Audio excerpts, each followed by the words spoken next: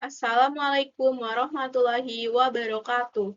Perkenalkan, nama saya Bentari Bulan Rosadi dari kelas Statistika J dengan NIM 113240014. Di sini saya akan membahas terkait materi analisis pengaruh injeksi, surfaktan, dan polimer terhadap recovery faktor minyak sumur ASL.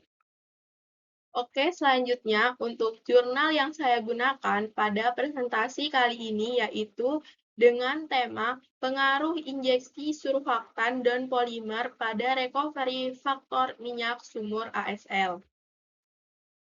Oke, untuk tujuan penelitiannya yaitu untuk pengaruh variasi konsentrasi injeksi surfaktan dan polimer terhadap nilai recovery faktor RF minyak pada sumur ASL, serta untuk menentukan metode injeksi kimia yang paling efektif berdasarkan hasil statistik deskriptif.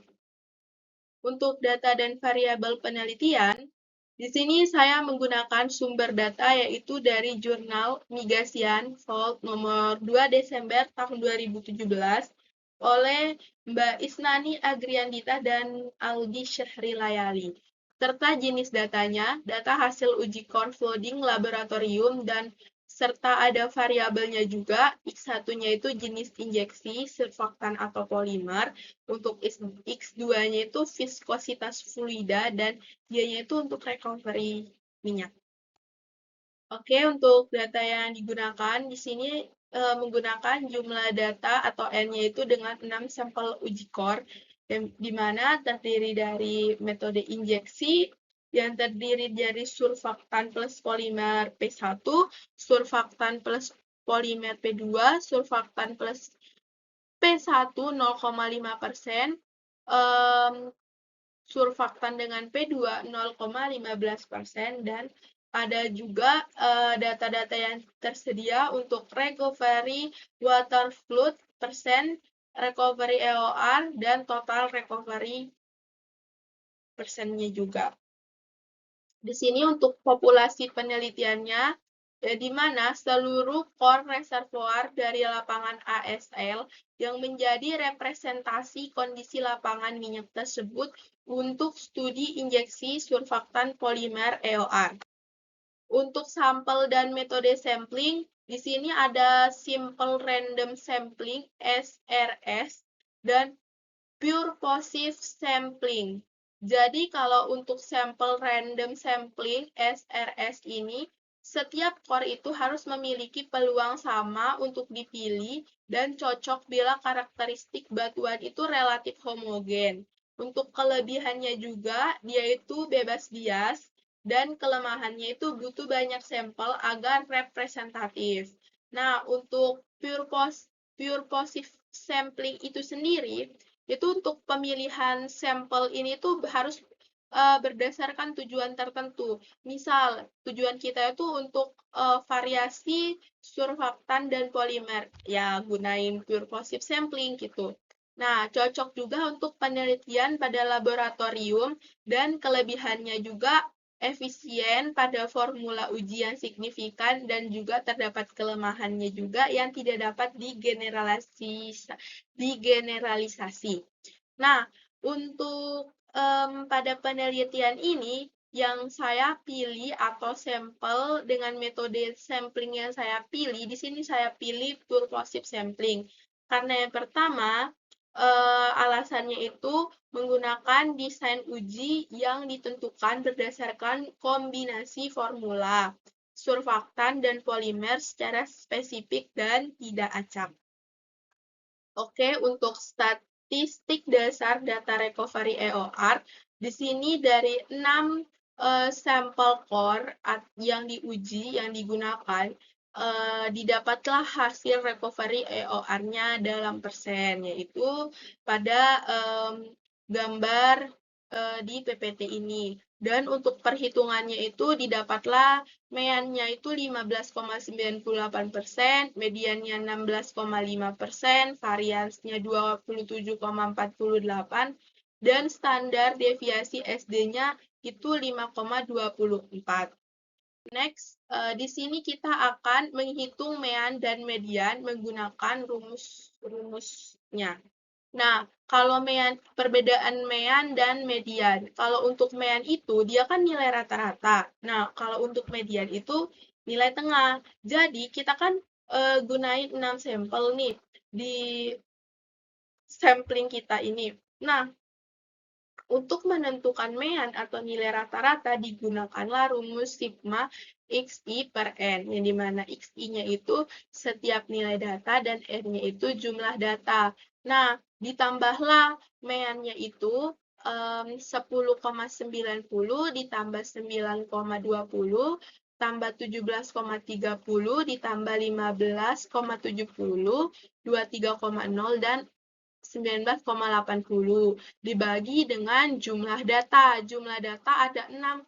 Jadi totalnya ada 15,98% total mean atau rata-rata. Dan untuk nilai tengah atau median itu kan kita jumlah data kita ada 6. 6 itu kan genap. Nah, maka median rata-rata atau nilai tengah itu kita gunain data ketiga dan keempat. Yang dimana data ketiga dan keempat itu dapat dilihat di sini ada data ketiga dan ada data keempat. Nah, data ketiga senilai 17,30 ditambah 15,70 dan dibagi dengan 2. Nah, jadi hasilnya 33,00 dibagi 2, hasilnya 16,50 diubah ke dalam bentuk persen, jadi nilai mean ada 16,5%. Untuk nilai median 16,5%. Nah, jadi di sini mean didapat 15,98%, sedangkan median didapat 16,5%. Oke, next untuk menghitung varians dan standar deviasi, di sini kita tetap menggunakan 6 sampel data dari recovery EOR. Di sini variasinya udah saya bentuk dalam tabel. XI-nya itu untuk yang pertama itu 10,90. Yang dimana 10,90 ini akan dikurang dengan 15,98 dan didapat hasil minus 5,08.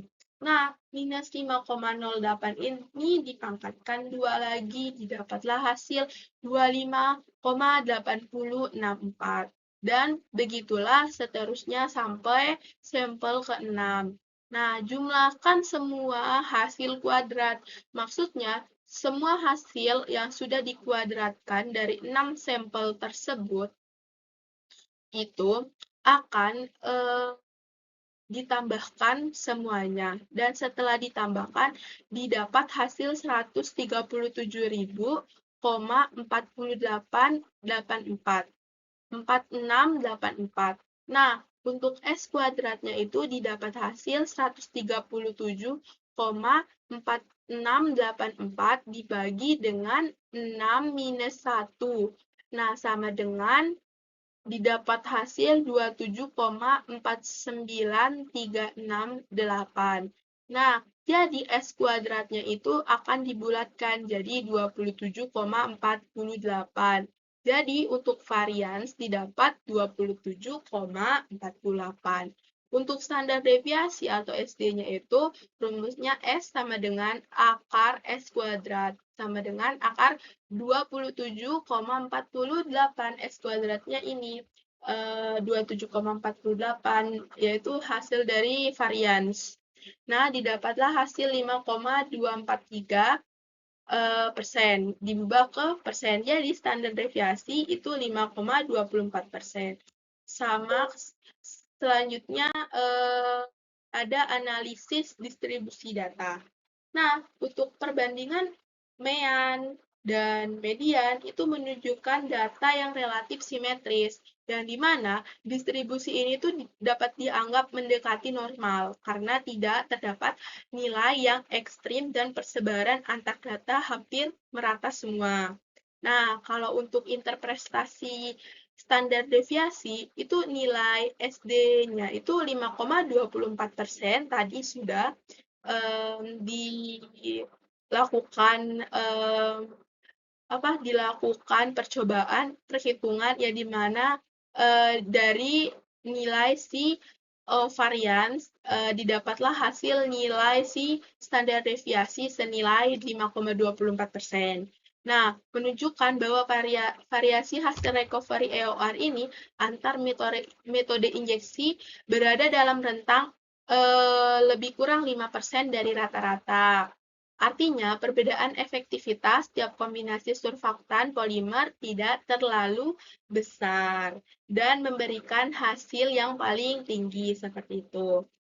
Nah, untuk kesimpulan dari PPT dari presentasi kali ini, yaitu yang dimana injeksi surfaktan dan polimer terbukti untuk meningkatkan recovery faktor minyak pada lapangan ASL ini, dan berdasarkan hasil penelitian dari Mbak Isnani Agriandita dan Alfi Syahri Layali pada bukunya pada jurnalnya pada tahun 2017, total oil recovery ini meningkat dari 50 sampai 59%.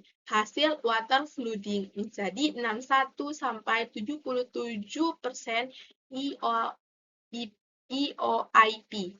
Yang dimana setelah injeksi kimia enhanced oil recovery dilakukan menggunakan kombinasi surfaktan, mesh, dan polimer. Nah, untuk hasil analisis statik menunjukkan rata-rata untuk MEAN didapat sebesar 15,98% dan median 16,5%. Nah, untuk nilai keduanya yang hampir sama menunjukkan bahwa data hasil percobaan memiliki distribusi yang mendekat, normal, dan variasi yang stabil antar metode injeksi, serta varian sebesar 27,48 dan standar 5,24% menunjukkan penyebaran data yang moderat. Jadi untuk daftar pustaka yang digunakan terdapat sudah saya cantumin di sini.